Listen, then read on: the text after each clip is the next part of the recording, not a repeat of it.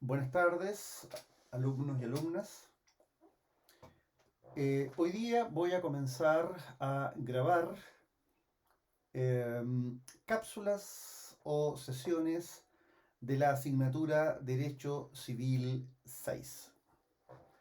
Principalmente para aquellos alumnos que están cursando el ramo de preparación de examen de grado y también para aquellos alumnos que ya han egresado y que están en su etapa de estudio de las asignaturas de Derecho Civil y Procesal. Sin perjuicio que ya este es un material que cuando me vuelva a corresponder algún día brindar esta asignatura, ya vamos a tener un material disponible para las clases. Sin perjuicio de que volvamos en su minuto después a un trabajo más bien presencial, pero me parece que este año 2020 ha tenido entre las cosas positivas el poder permitirnos y hacernos el tiempo de grabar. Bueno, yo ya tengo almacenado el curso Derecho Civil 1, todo lo que es la teoría del negocio jurídico. Hemos grabado también el curso de Derecho Civil 3, de obligaciones, clasificación, efecto y modo de extinguir. Estamos trabajando el curso de Derecho Civil 4 con lo que es la teoría general del contrato, los contratos en específico y la responsabilidad civil extracontractual. Y vamos a iniciar el día de hoy en las grabaciones con bastante intensidad de Derecho Civil 6. Por lo tanto, nos quedarían para poder completar el ciclo, grabar teoría de la ley, que algo avanzamos, Derecho Civil 2, bienes, y Derecho Civil 5, derecho de familia. Entiendo que en la medida de nuestras posibilidades es posible que yo les diría que ojalá, a ver si de aquí a marzo tenemos todo grabado, cosa que ustedes tengan la posibilidad de contar con todo el material disponible. Vamos a comenzar entonces con derecho sucesorio.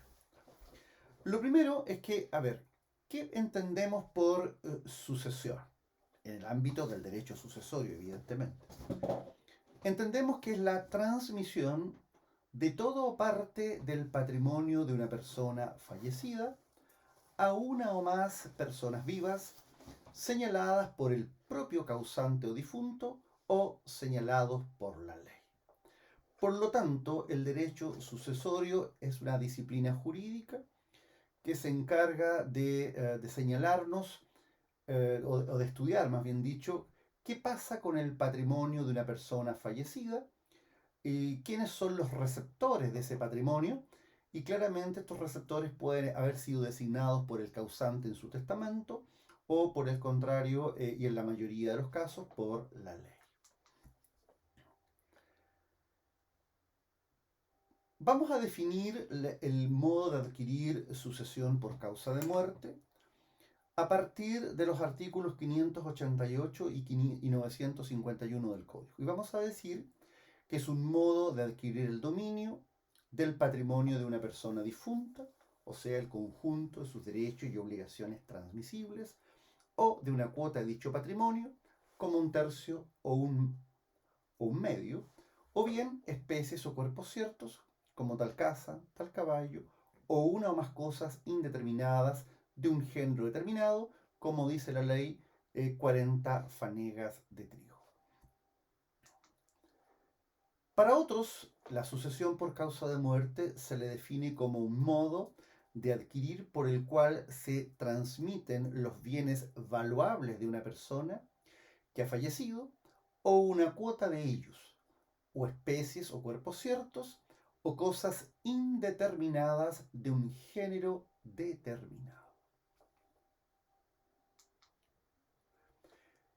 Como modo de adquirir, la sucesión por causa de muerte presenta los siguientes caracteres.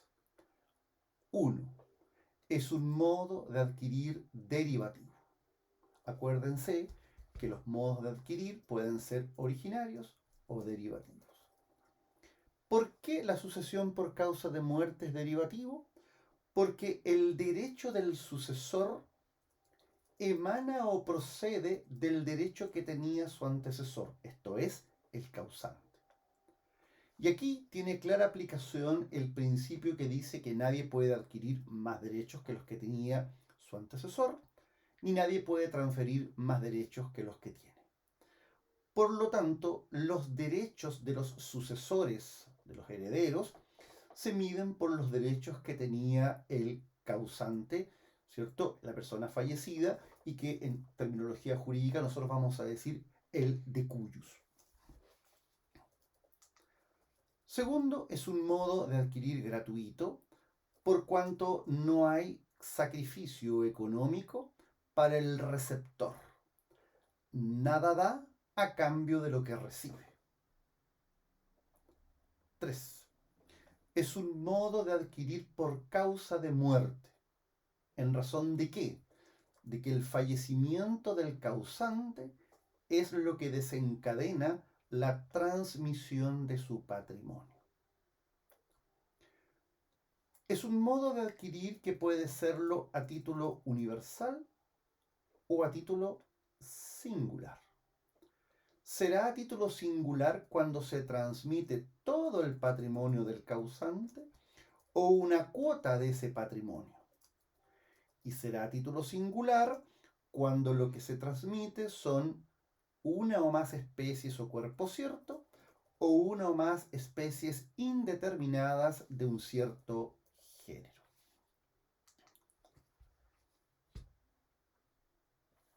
Derechos que se adquieren por la sucesión por causa de muerte.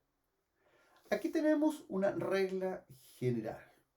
La regla general es que por la sucesión por causa de muerte se transmiten a los sucesores todos los derechos reales y personales, salvo aquellos que la propia ley ha declarado como intransmisibles.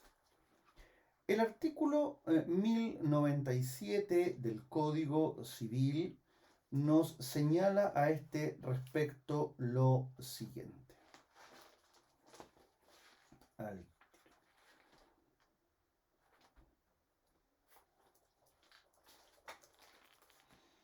Dice lo siguiente. Los asignatarios a título universal, con cualquiera palabra que se les llame, y aunque en el testamento se les califique de legatarios, son herederos, representan la persona del testador para sucederle en todos sus derechos y obligaciones transmisibles. ¿Eso qué significa? Significa entonces que los herederos reciben del causante la totalidad de los derechos personales o créditos, así como los derechos reales de que éste era titular, salvo respecto de aquellos derechos intransmisibles y respecto de aquellas obligaciones intransmisibles. Ahora, veamos en consecuencia algunos de aquellos derechos intransmisibles y veamos algunas de aquellas obligaciones intransmisibles. Todo aquello que no esté en la regla de excepción es transmisible. Primero, no es transmisible el derecho de usufructo. Recuerden ustedes que de conformidad con el artículo 806 del Código Civil, la muerte del usufructuario pone fin al derecho real de usufructo. Y recuerden ustedes también que en cuanto al plazo de duración del usufructo, este no puede ser superior a la vida del usufructuario. El artículo 773 en esta materia nos dice lo siguiente. La nuda propiedad puede transferirse por acto entre vivos y transmitirse por causa de muerte. Inciso segundo. El usufructo es intransmisible por testamento o ab intestato. Por lo tanto, el derecho de usufructo es intransmisible. Tampoco son transmisibles los derechos de uso y habitación. En tercer lugar, tampoco se transmiten los derechos, o mejor dicho, las expectativas del fideicomisario cuando éste fallece antes de la restitución. No es transmisible por testamento ni ab intestato, nos lo dice el artículo 762. En cuarto lugar, también es intransmisible el derecho de alimentos.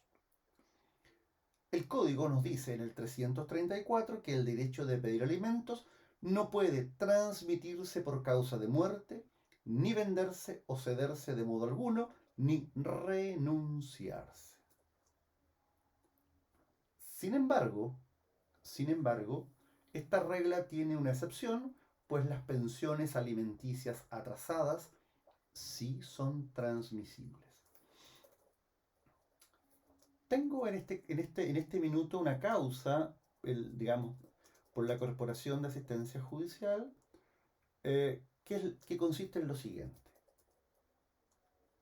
Una chica, a través de su madre, cuando ella era menor de edad, demandó de alimentos al padre. Y el padre no pagó estos alimentos. Por lo tanto, se fue generando un crédito. Y este crédito hoy en día está liquidado. Está liquidado. Y es un crédito exigible. Sin embargo, falleció la niña. Y la niña falleció sin dejar hijos. Por lo tanto, sus herederos son sus padres. Por lo tanto, y lo son en partes iguales. Es decir, este crédito es exigible por la madre en un 50% y es exigible por el padre y deudor en un 50%. Respecto de él, al haberse confundido las calidades de acreedor y deudor, esa obligación se ha de extinguir por la confusión. Pero la madre tiene el legítimo derecho a cobrar el 50% de ese crédito. Ya les contaré en su minuto cómo resulta esto en la Corte de Apelaciones. En quinto lugar, tampoco se transmite a los herederos la acción revocatoria de las donaciones por causa de ingratitud, salvo que haya sido intentada en vida del donante, que el hecho ofensivo haya producido su muerte o se haya ejecutado después de ella. Algo vamos a ver en materia después de indignidades e incapacidades para suceder y algo vamos a decir sobre esto. En sexto lugar, es intransmisible a los herederos el derecho del comodatario para gozar de la cosa prestada, salvo que el préstamo se haya hecho para un servicio particular que no puede suspenderse o deferirse.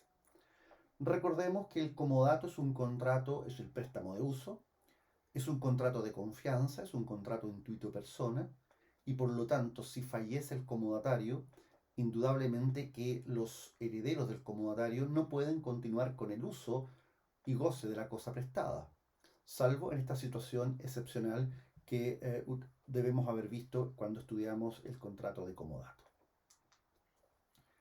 También son intransmisibles los derechos que por su naturaleza tienen fijado como término la muerte de la persona que los goza, como por ejemplo el censo vitalicio o la renta vitalicia.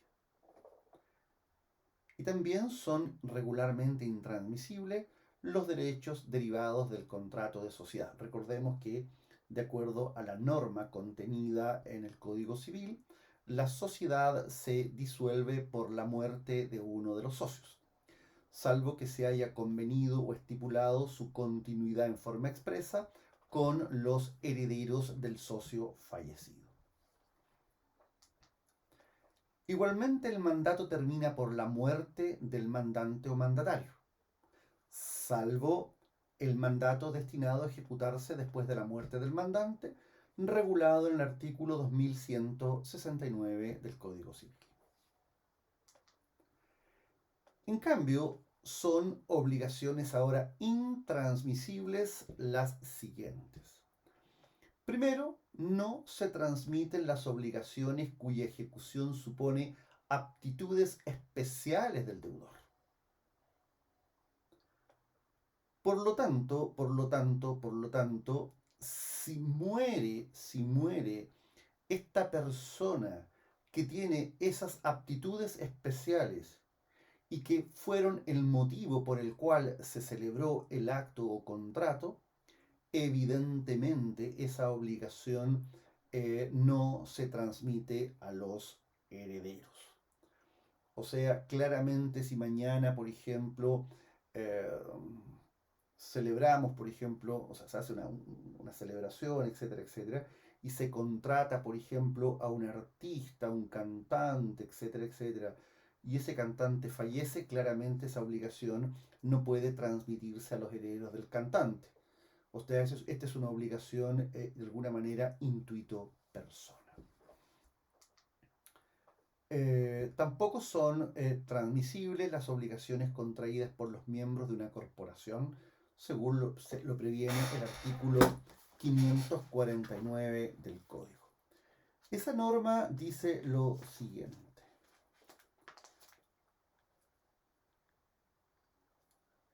Lo que pertenece a una corporación no pertenece ni en todo ni en parte a ninguno de los individuos que la componen. Y recíprocamente, las deudas de una corporación no dan a nadie derecho para demandarlas en toda parte a ninguno de los individuos que componen la corporación, ni dan acción sobre los bienes propios de ello, sino sobre los bienes de la corporación. Tampoco se transmite a los herederos la solidaridad. Acuérdense, la solidaridad pasiva es una caución personal, y que una de las causales de término de la solidaridad por vía directa es, acuérdense, la renuncia por un lado y por la otra la muerte del codeudor solidario. Por lo tanto, fallecido el codeudor solidario, la obligación se transmite claramente, pero no la solidaridad. Por lo tanto, ellos van a responder conforme la regla general, es decir, conforme las reglas de las obligaciones simplemente conjuntas. Y también ustedes recordarán que la forma de evitar, en definitiva, que esto ocurra es a través del pacto de la indivisibilidad en los términos del artículo 1526, numeral 4.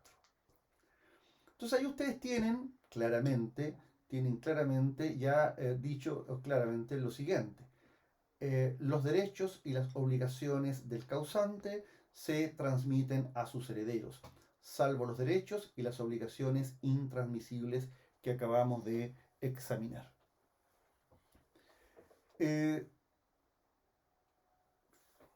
Bien.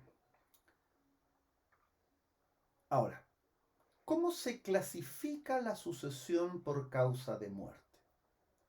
La sucesión por causa de muerte, lo dijimos, tiene como característica número 1 el ser un modo de adquirir derivativo, y por lo tanto exige de un título que puede ser o el testamento o puede ser la ley.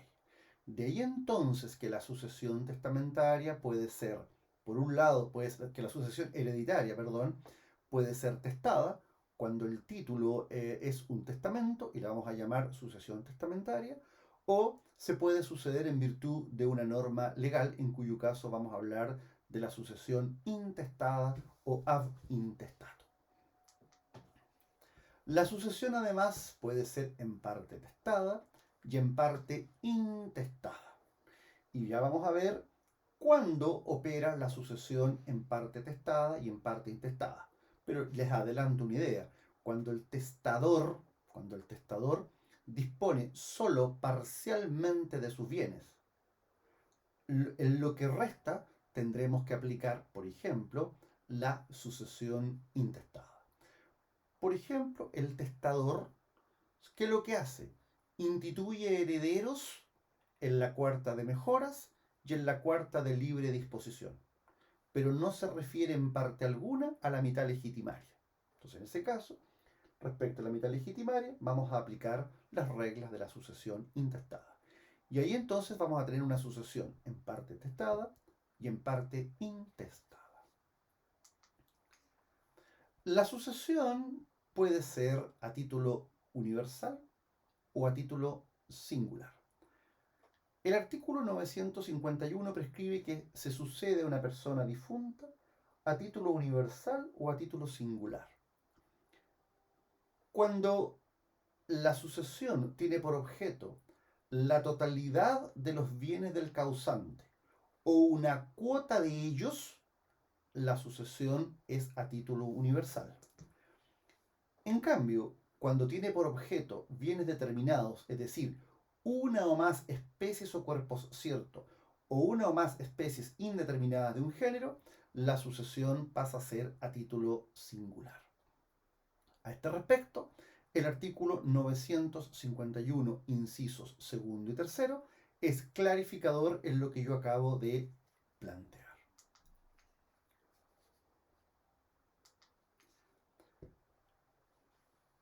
Cuando estamos frente a una asignación a título universal, vamos a decir que ella es una herencia y el asignatario se denomina heredero.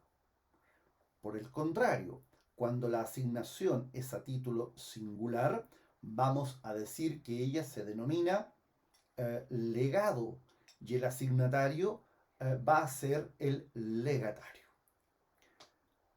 Las asignaciones testamentarias pueden ser a título universal o singular. En cambio, las asignaciones que hace la ley son siempre a título universal. No existen en consecuencia los legados legales. El legado es una asignación propia del testamento.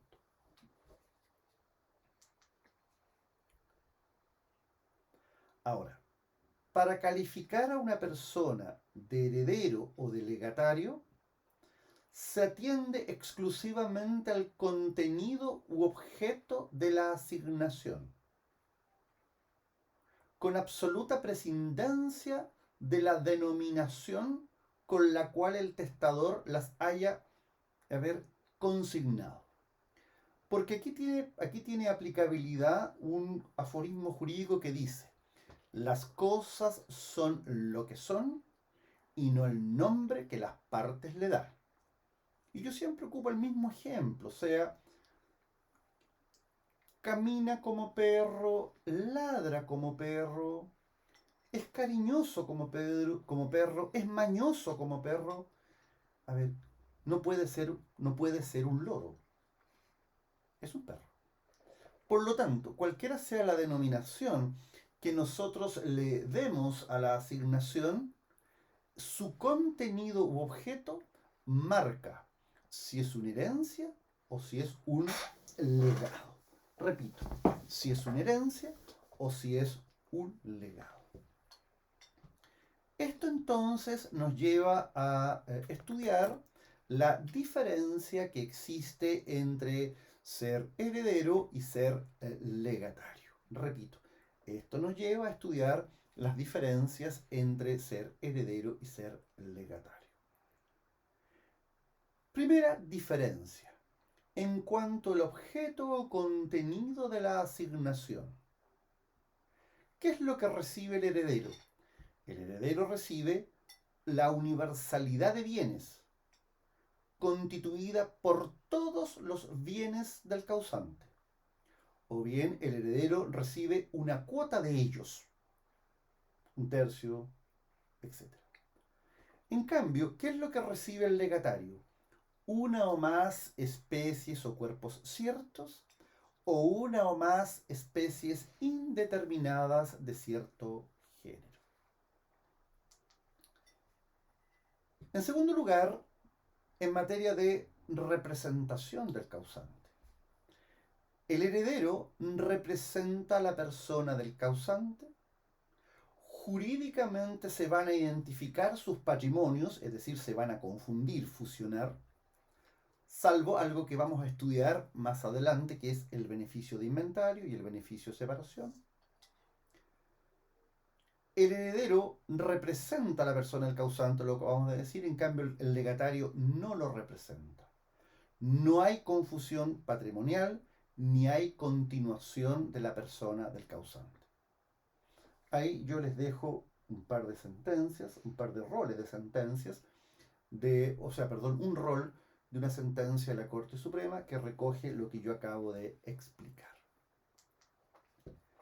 En tercer lugar, el heredero como representante del causante es responsable de las deudas que éste tenía en vida y que se denominan deudas hereditarias. Y el heredero además es obligado aquellas obligaciones impuestas por el causante en el testamento y que se llaman deudas testamentarias. Por lo tanto, la responsabilidad del heredero se extiende ultra vires hereditatis, es decir, se extiende más allá de la vida del causante. ¿Y quién es el que soporta ese gravamen? Bueno, quien hereda. En cambio, el legatario no responde de las deudas, salvo que el testador le haya impuesto esa carga en el testamento. Y en ese caso, y además, perdón, él responde de las deudas hereditarias en subsidio de los herederos. Por lo tanto, y además, su eventual responsabilidad está acotada al monto del legado. En cuarto lugar, el heredero adquiere el dominio de los bienes en el momento del fallecimiento del causante. El legatario también adquiere el dominio del legado en el momento del fallecimiento del causante, cuando este es un legado de especie o cuerpo cierto. Pero si el legado es de género, solo adquiere por la muerte del causante un crédito. ¿Contra quién? Contra los obligados. ¿Quiénes son los obligados? Los herederos. ¿Y qué tienen que hacer los herederos? Cumplir el legado. Por lo tanto, él va a adquirir el dominio cuando la especie legada le sea entregada. 5. El heredero adquiere juntamente con el dominio la posesión legal de la herencia, aunque ignore que esta herencia le ha sido deferida. Vamos a estudiar lo que significa el deferir la herencia, la delación. El legatario, aunque lo sea de especie o cuerpo cierto, no adquiere por el hecho de la muerte del testador la posesión de la cosa legada.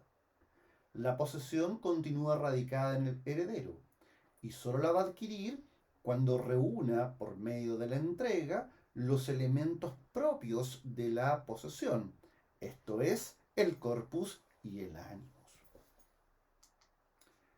6. La institución de la posesión efectiva de la herencia es típica del heredero, no se le concede a los legatarios. Y también el heredero es instituido por testamento o por ley, los legatarios solo por testamento. Bien, vamos a ver ahora la apertura de la sucesión y la delación de las asignaciones. La apertura de la sucesión es un hecho jurídico consecuencial de la muerte de una persona y en cuya virtud los bienes del difunto pasan a sus sucesores. ¿Qué causas determinan entonces la apertura de la sucesión? Bueno, la muerte del causante. Muerte que puede ser natural o muerte que puede ser presunta. ¿En qué momento se produce la apertura de la sucesión? La apertura de la sucesión, de acuerdo al artículo 955 del Código Civil, se abre en el momento de la muerte. Por ello entonces que, cuando fallece una persona, la inscripción de su defunción debe incorporar como elemento esencial, de acuerdo a la ley sobre registro civil e identificación, la fecha del fallecimiento. Porque la fecha del fallecimiento es la que predetermina el momento en que se abre la sucesión.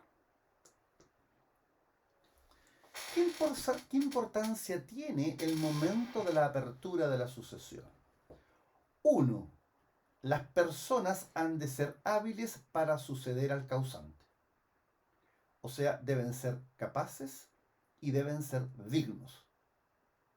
Es lo que se denomina la vocación para suceder. O sea, en el momento en que fallece el causante, vamos a sacar una fotografía y en esa fotografía van a quedar consolidados quiénes son los llamados a la sucesión. O sea, a la sucesión son llamados a la muerte del causante los que a ese minuto sean capaces y sean dignos. 2. En el momento mismo de la muerte del causante se determinan los derechos en que ha de sucederse, que serán lógicamente los que él tenía al tiempo de su fallecimiento. Aquí hay ciertas cosas bien interesantes. ¿Qué pasa, por ejemplo, con aquellos derechos que estaban de alguna manera no consolidados al tiempo del fallecimiento, sino que estaban en proceso? Estoy pensando, por ejemplo, en un contrato de promesa y compraventa. Bueno, los herederos tendrán que ejercer el derecho al otorgamiento del contrato definitivo, por ejemplo. También, a partir de la fecha del fallecimiento o del momento del fallecimiento del causante, comienza un estado de indivisión, o sea, de comunidad. Y los efectos declarativos del acto particional se remontarán a este momento. A ver, vamos a estudiar en algún instante del curso el denominado efecto declarativo y retroactivo de la partición. Y en virtud de este efecto, cuando se produce la partición de bienes y la adjudicación a los coasignatarios, se entiende que este coasignatario ha sucedido de forma directa al causante, desapareciendo, ojo, miren qué interesante esto, desapareciendo el estado de comunidad. Pensemos, por ejemplo, que el causante falleció el año 2010 y que la partición se realiza el año 2020. Hemos tenido 10 años de comunidad hereditaria. Pero miren lo que ocurre con esta ficción jurídica. Se entiende que el adjudicatario, 2020, ha sucedido al causante en forma directa. Imaginemos que el causante, por ejemplo, en el año 2010 se compra un campo y muere el 2010. Y ese campo lo vamos a dividir entre todos los herederos. Y el año 2020 cada heredero va a recibir, por ejemplo, no sé, 50 hectáreas. ¿Qué se dice? Que la inscripción de adjudicación en favor del heredero se conecta en forma directa con la inscripción del causante del año 2010. Y obviamente se entiende que ha sucedido en forma directa, como si nunca hubiese existido comunidad. Imagínense ustedes hacer desaparecer de alguna manera de un plumazo 10 años de comunidad. Y esto es súper interesante porque es muy interesante esto porque claramente pueden haber pasado montones de actos y negocios jurídicos durante estos 10 años. Estoy pensando en enajenaciones de cuotas, estoy pensando en hipotecas, estoy pensando en embargo, estoy pensando en medidas precautorias. Y vamos a ver después que el efecto declarativo y retroactivo hace desaparecer el estado de indivisión. Bueno, en cuarto lugar también es importante porque los efectos de la aceptación y de la repudiación de una herencia o legado de especie o cuerpo cierto se retrotraen al momento de la delación, que normalmente coincidirá con el de la apertura. En quinto lugar, y esto es un tema ya de ley sobre efectos retroactivos de las leyes, se dice que la sucesión se rige por las leyes vigentes al tiempo de la apertura. Por lo tanto, las leyes sucesorales vigentes a la fecha del fallecimiento del causante son las reglas que de alguna manera mañana van a determinar todo lo relativo a la sucesión, como por ejemplo las leyes sobre incapacidades para suceder, indignidades para suceder, desheredamiento, legítima, mejora, etcétera, etcétera, etcétera. ¿En qué lugar se abre la sucesión? Bueno, el artículo 955 del Código nos dice que la sucesión se abre en el último domicilio que la persona tuvo en el país. Y, digamos, y por domicilio, ¿qué vamos a entender? Bueno, lo vamos a entender en su sentido legal, es decir, como la residencia acompañada real o presuntivamente del ánimo de permanecer en ella. Ahora, la mera residencia hará las veces de domicilio para las personas que carecen de domicilio en otra parte. Eh, la única excepción que existe se refiere a la apertura de la sucesión de la persona desaparecida, aquí declarado muerto presuntivamente. En este caso, la sucesión se abre en el último domicilio que la persona tuvo en Chile. En cuanto a la importancia del lugar de la apertura de la sucesión, bueno, en primer lugar, fija la competencia de los tribunales que han de intervenir en los procedimientos a que da lugar a la sucesión por causa de muerte. Por lo tanto, si la persona falleció en Chillán, bueno, en Chillán tendremos que discutir todo lo asociativo a su fallecimiento, entre otras cosas, por ejemplo, la designación del árbitro partidor, lo relativo al cese del goce gratuito de los bienes comunes, etcétera, etcétera. También el lugar en que se abra la sucesión determina la ley que la rige. ¿Qué ley rige la sucesión? Rige la ley del domicilio en que ésta se abre, salvo las excepciones legales. Terminamos entonces ya esta primera sesión de derecho sucesorio y nos volvemos a reencontrar en la siguiente, donde vamos a hablar ya de la delación. Muchas gracias.